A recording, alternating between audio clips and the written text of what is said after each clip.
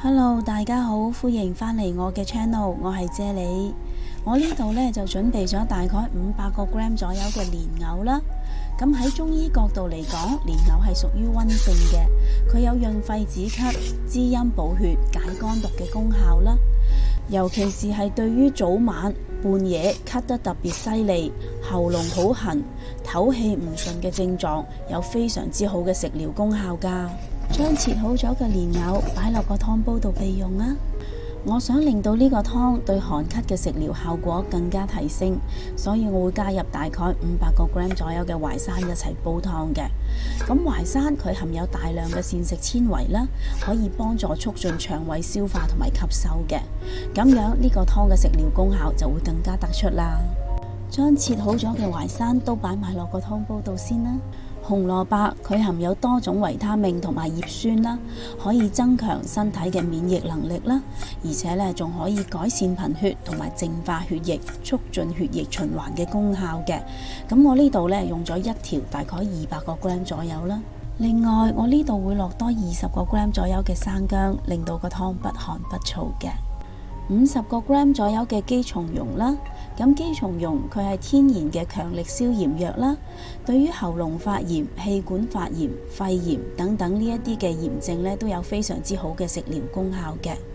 有千果之王之稱嘅栗子啦，喺中醫角度嚟講，佢係屬於溫性嘅，佢有補脾益氣嘅功效啦。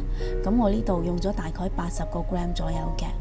紅腰豆佢含有非常豐富嘅蛋白質同埋膳食纖維，佢對腸胃虛弱、抵抗力低有非常之好嘅食療功效嘅。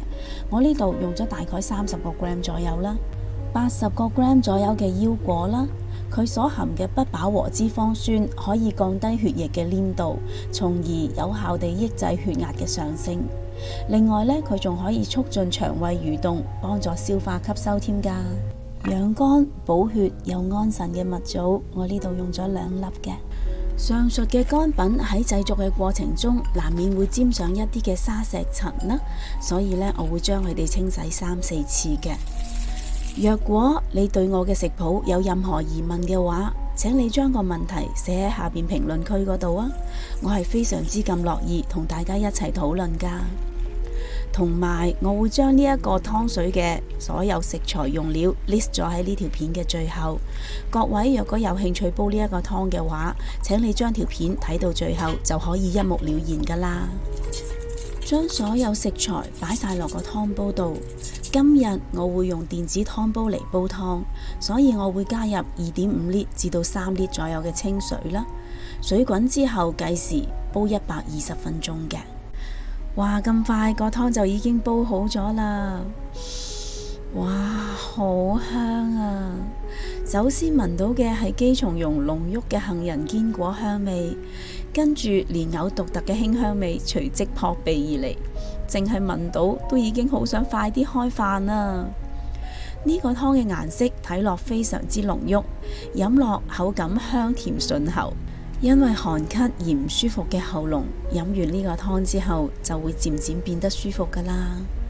不如今晚你都試下煲呢一個咁有益又好味嘅湯水啦。